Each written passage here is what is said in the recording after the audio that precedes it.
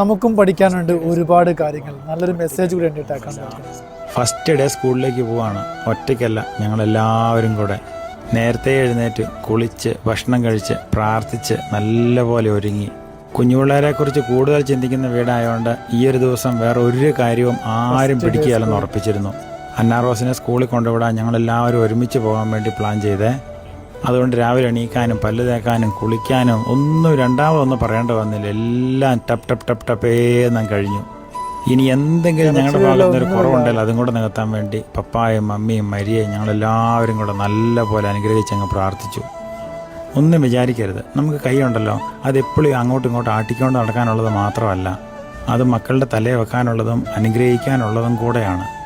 അങ്ങനെയൊക്കെ ചെയ്തപ്പോൾ ഇന്ന് സംഭവിച്ചതെന്നറിയാവോ? ഒരു ടൂറ് പോകുന്ന പ്രതീതിയോടെ ഫസ്റ്റ് ഡേ അവൾ സ്കൂളിൽ പോയി.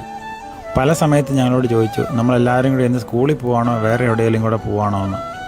എല്ലാം ജീവിതത്തിൽ സംഭവിക്കാനുള്ള സ്കൂൾ ജീവിതം, എക്സാംസ്, മറ്റ് ടെൻഷൻ അടിക്കേണ്ട കുറേ കാര്യങ്ങൾ.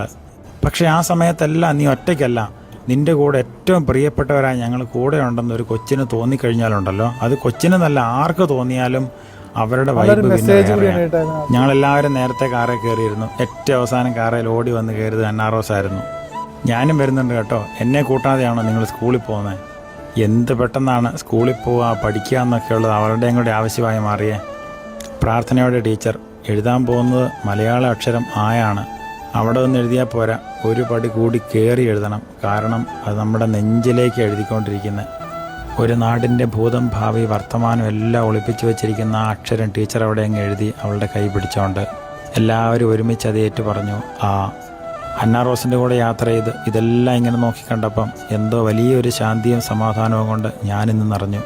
ഉള്ളു തുറന്ന് എൻ്റെ കൂടെ പറയണേ, ദൈവമേ എല്ലാ മക്കളെ അനുഗ്രഹിക്കണേ. എന്ത് മനോഹരമായ, എന്താ അടിപൊളി ഒരു ലൈഫ് സ്റ്റൈൽ വ്ലോഗ് അല്ലേ? എന്താ പറയുക, ഒരു ആട്ടങ്ങളും ചമയങ്ങളും ഒന്നും ഇല്ലാത്ത നമുക്ക് നല്ലൊരു മെസ്സേജ് കൂടി തരുന്നുണ്ട് ഈ ഒരു വീഡിയോയിൽ, ഈ ഒരു കൊച്ചു വീഡിയോയിൽ.